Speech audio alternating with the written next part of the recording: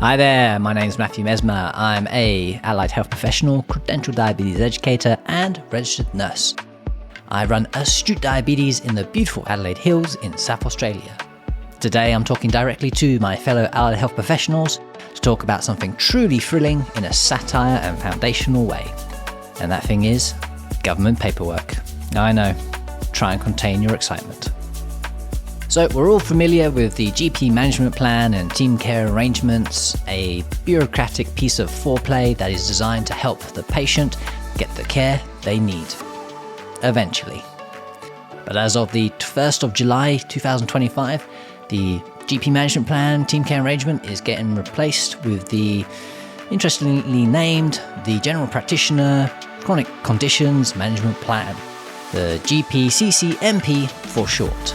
Just rolls right off the tongue. Now, why has the government renamed the GP Management Plan Team Care Arrangement to the GPCCMP? Well, because. So what's new for us allied health types? Well, first up, we're now going to be receiving referrals instead of those cryptic GP management TCA plans that get faxed to us in giant font. So we're getting referrals similar to what cardiologists get and plastic surgeons get. What you need to make sure on the referral is that it's got the GP's name, their address and or provider number, that it's been signed, all in writing, has been dated, the referral's been dated, and my favourite bit, that there's a reason. I'm talking patient management diabetes bad, you fix, or patient Google diabetes on internet, now think cinnamon is the cure, please re-educate. What doesn't the referral require?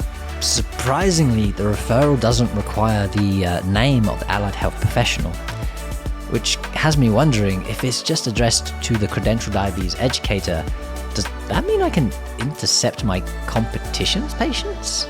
Note to self, intercept competitions patients. The referral also doesn't need to pre-allocate the 5 rebate services.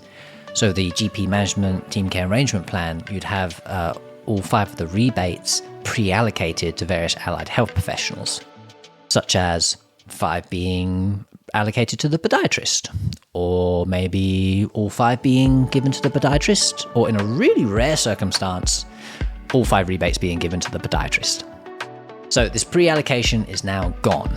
However, the scramble for those 5 rebates from all the allied health professionals is still very much alive. I'm watching you, podiatrists.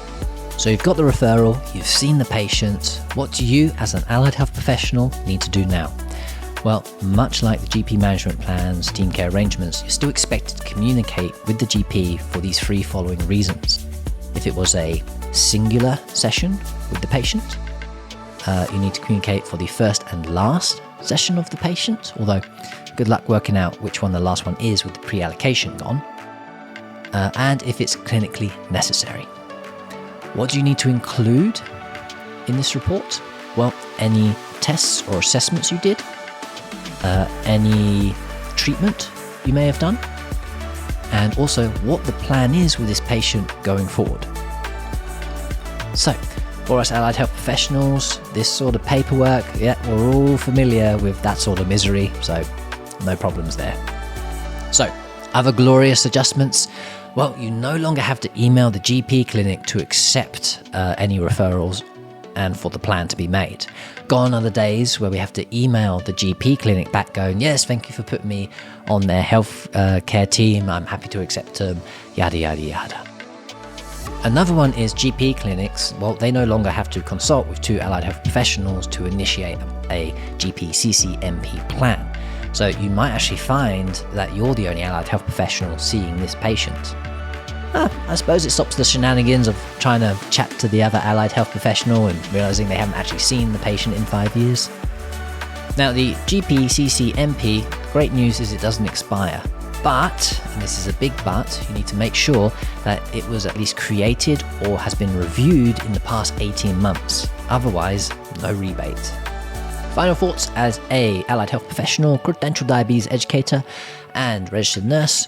Well, the GPCCMP is pretty similar to the GP management plan and team care arrangement, just swapping out forms for referrals now.